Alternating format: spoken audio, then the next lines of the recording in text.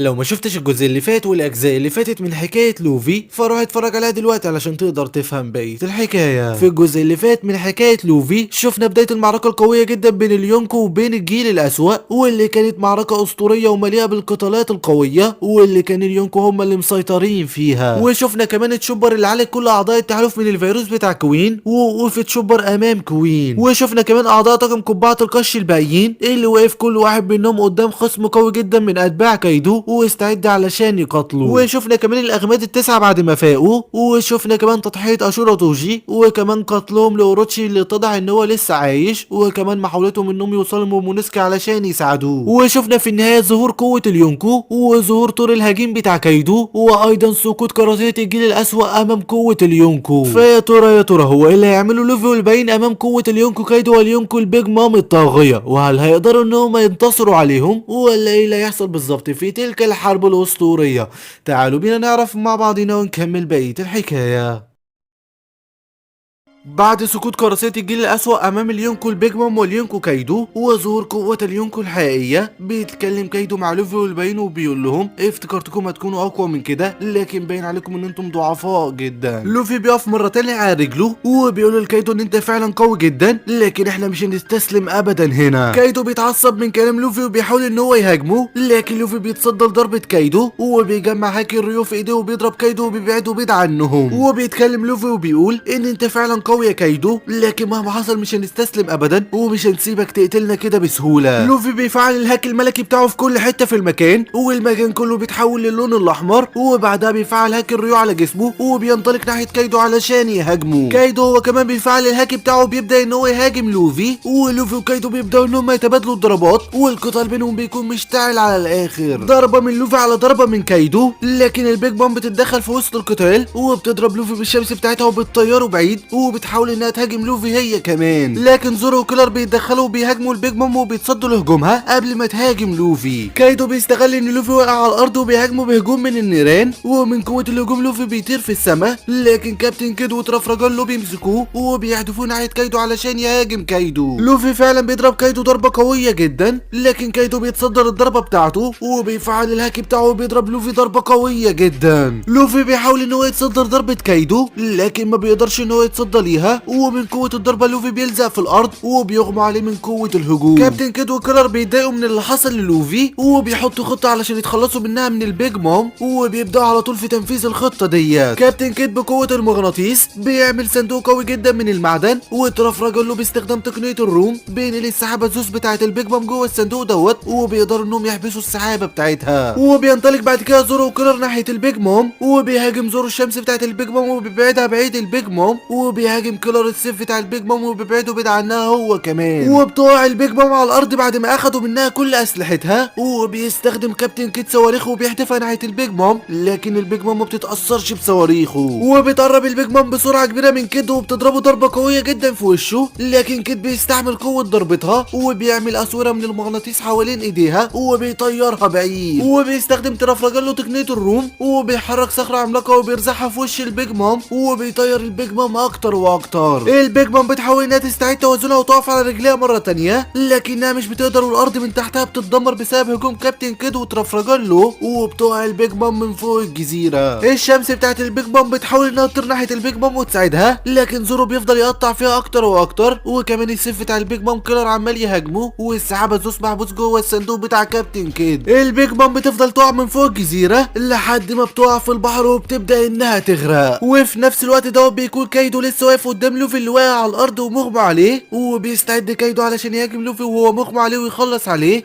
لكنه بيبص حواليه وبيتفاجئ ان البيج مام مش موجوده. كايدو بيتعصب وبيقول هو كل حاجه لازم اعملها بنفسي، وبيسيب كايدو لوفي وبيتحرك بسرعه ناحيه زورو اللي عمال يقطع في الشمس بتاعت البيج مام، وبيهاجمه وبيبعده بعيد عنها. وبيهاجم بعد كده كايدو ترافراجون له بهجوم قوي جدا وبيطيره اخر الدنيا، وبيحاول كيرر ان هو يقطع الشمس قبل ما تروح للبيج مام، لكنه مش بيقدر. وبتاخد الشمس بتاعت البيج مام السيف بتاع البيج مام هو كمان، وبيتحركوا بسرعه علشان ينقذوا البيج مام قبل ما تغرق. وبطريقه غريبه وغير منطقيه بتنزل الشمس بتاعت البيج مام في البحر وبتنقذ البيج مام قبل ما تغرق وتموت. البيج مام بتفرح جدا لان الشمس بتاعتها والسيف بتوعها انقذوها قبل ما تغرق، وبتحاول البيج مام في الوقت دوت انها تستدعي السحابه زوس لكنها مش بتقدر لان السحابه زوس لسه محبوس جوه الصندوق بتاع كابتن كيد. البيج مام بتتعصب جدا لان زوس مش راضي يستجيب لاستدعائها، والشمس بتقول للبيج مام ان زوس ما بقاش ليه لازمه وانها تصنع سحابه جديده بدل زوس اللي مش راضي يعمل اي حاجه وعديم الفايده. البيج مام فعلا بتوافق على كلام الشمس بتاعتها وبتبدا في صنع سحابه جديده بدل السحابه زوس لانها شايفه ان زوس عديم الفايده. وفي نفس الوقت بيكون كابتن كيد وكيلر واقفين على حافه الجزيره ومجهزين هجوم قوي جدا ومستنيين اول ما البيج مام تطلع علشان يهاجموها بالهجوم دوت ويقعها تاني في البحر. وبتطلع فعلا البيج مام وكيد وكيلر بيستعدوا علشان يهاجموها، لكن بتفاجئهم البيج مام بهجوم قوي جدا من البرق باستخدام السحابه الجديده اللي عملتها. الهجوم بيكون قوي جدا وبيدمر كل حاجه في المكان، وكيد وكيلر حرفيا كانوا هيموتوا من الهجوم دوت، لكن لحسن الحظ كابتن كيد وكيلر بيقدروا ان هم ينجوا، لكن بسبب ان المكان اللي كانوا واقفين عليه كله اتدمر بينزلوا هما الاثنين لاسفل القلعه تاني. كابتن كيد بيتعصب جدا لان هم نزلوا للاسفل وبيقولوا ان هم لازم يطلعوا للسطح بسرعه علشان يهاجموا البيج مام مره تانيه، لكن قبل ما كيد وكيلر يتحركوا ويطلعوا للسطح مره تانيه بيسمعوا صوت البيج مام وبيعرفوا ان البيج مام نزلت للاسفل زيهم وعمال تدور عليهم دلوقتي. كيد بيفرح جدا لان البيج مام هي اللي بتدور عليه وبيتحرك كيد وكيلر بسرعه علشان يروحوا للبيج مام، لكن بيعترض طريقهم باسل هاوكيز. كابتن كيد بيتعصب جدا اول ما بيشوف باسل هاوكيز وبيكون عايز يقف ويتقاتل معاه، لكنه بيكون مش عايز يضيع وقت وعايز يروح بسرعه للبيج مام. لكن في الوقت دوت كيلر بيتكلم وبيقول للكيد ان هو يمشي ويروح للبيج مام وهو هيقف قدام باسل هاوكيز وهيتقاتل معاه وهينتقم منه لان هو خانهم. وبيمشي فعلا كابتن كيد علشان يروح يدور على البيج مام ويتقاتل معاها، وبيقف كيلر قدام باسل هاوكيز. وفي نفس الوقت في السطح عند كايدو بيكون ترافراجالو وزورو واقعين على الارض ومش قادرين، وكايدو بيتحرك ناحيه لوفي اللي مغمى عليه وبيكون عايز يهاجم لوفي وهو مغمى عليه ويخلص عليه، لكن زورو بيقف قدام كايدو وبيقول لكايدو ان لوفي هو القبطان بتاعه وهو نائبه، علشان كده لو عايز يخلص على لوفي يخلص عليه هو الاول. زورو بيطلق العنان لقوته وبيستخدم تقنيه الشيطان اشورا وبينطلق ناحيه كايدو وبيهاجمه باسلوب التسع سيوف وبيقدر انه يجرح كايدو جرح خطير جدا. كايدو بيتعصب جدا لان زورو جرحه بجرح زي دوت وعمل له الندبه ديت، وبيقول لزورو انا ما توقعتش ان انت كمان بتستخدم الهاكي الملكي. زورو بيكون مش فاهم اي حاجه ومش فاهم يعني ايه هاكي ملكي، وبيقول لكايدو ان هو ما عملش اي حاجه غير هاجمه بس بكل قوته. كايدو بيستغرب لان زورو ما يعرفش يعني ايه هاكي ملكي وبيقرب كايدو من زورو علشان يهاجمه، وزورو بعد ما اطلق العنان لقوته بيكون مش قادر يتحرك ومش قادر يعمل اي حاجه تاني. ترافراجالو بيحاول ان هو يهاجم كايدو ويبعده بعد زورو، لكن كايدو بسرعه كبيره بيهاجم زورو بهجوم قوي جدا بيكسر له في كل اعضائه، وبيهاجم بعد كده كايدو ترافراجالو بسرعه كبيره وبيقع ترافراجالو على الارض وبيكون مش قادر يتحرك، وزورو هو كمان بيقع على الارض وهو مغمى عليه بعد ما كل اعضاء جسمه اتكسرت. وبيتكلم بعد كده كايدو وبيقول ان انتوا معاتوا تتباهوا بقوتكم وتقولوا ان انتم الاقوى، لكن في النهايه انتم اتهزمتم، ولو كنتم انضميتوا ليا من البدايه كنا زماننا دلوقتي سيطرنا على العالم بقوتنا. لكن في الوقت دوت بيقف لوفي على رجله بعد ما اخيرا فاهم من الاغماء اللي كان فيه، وبيقول لكايدو ان مهما حصل عمرهم ما هينضموا ابدا ليه، وان هم يفضلوا ان هم يموتوا هنا ولا ينضموا لواحد زيه. وبيقف لوفي قدام كايدو علشان يبدا ان هو يتقاتل معاه، وبيبدا في الوقت دوت لوفي ان هو يفتكر كل التدريبات اللي عملها علشان يقدر ان هو يستخدم الهاكي وانواع الهاكي اللي اتعلمها. وبنفهم من ذكريات لوفي اللي عمال يفتكرها ديت ان الهاكي هو اقوى شيء في عالم ون بيس، وان مهما كانت قوه فكة الشيطان بتاعتك فالهاكي هو الاقوى. لوفي بعد ما بيفهم كل انواع الهاكي وبيفتكر كل التدريبات اللي عملها بيعرف ان كايدو قوي جدا، لان كايدو مطور الهاكي الملكي بتاعه لمستوى قوي جدا لدرجه ان قوته بقت اسطوريه، وان اشخاص قليلين جدا في العالم دوت هم اللي قدروا انهم يطوروا الهاكي بتاعهم للدرجه ديت، وان كايدو هو واحد منهم. كايدو في الوقت دوت بيستخدم الهاكي بتاعه بيهاجم لوفي، لكن لوفي بعد ما افتكر كل التدريبات اللي عملها علشان يقدر انه يتعلم الهاكي بيقدر انه يتحكم في سيران الهاكي داخل جسمه، وبيستخدم الهاكي بتاعه بيهاجم كايدو هو كمان، وبيحصل تصادم قوي جدا بين كايدو ولوفي بالهاكي بتاعهم هما الاثنين، والتصادم بيكون قوي جدا وبيزلزل الجزيره كلها. وبيستخدم لوفي هاكي الريو بيهاجم كايدو بهجوم قوي جدا وبيقدر انه يطير كايدو بعيد. كايدو بيستغرب جدا لان لوفي هاجمه بالهجوم دوت، وان الهاكي بتاع لوفي بدا ان هو يتطور، ولوفي بيتكلم مع ترافراجالو بكل فخامه وبيقول ان هو ياخد زورو اللي مغمى عليه وينزل للاسفل وهو هيقف قدام كايدو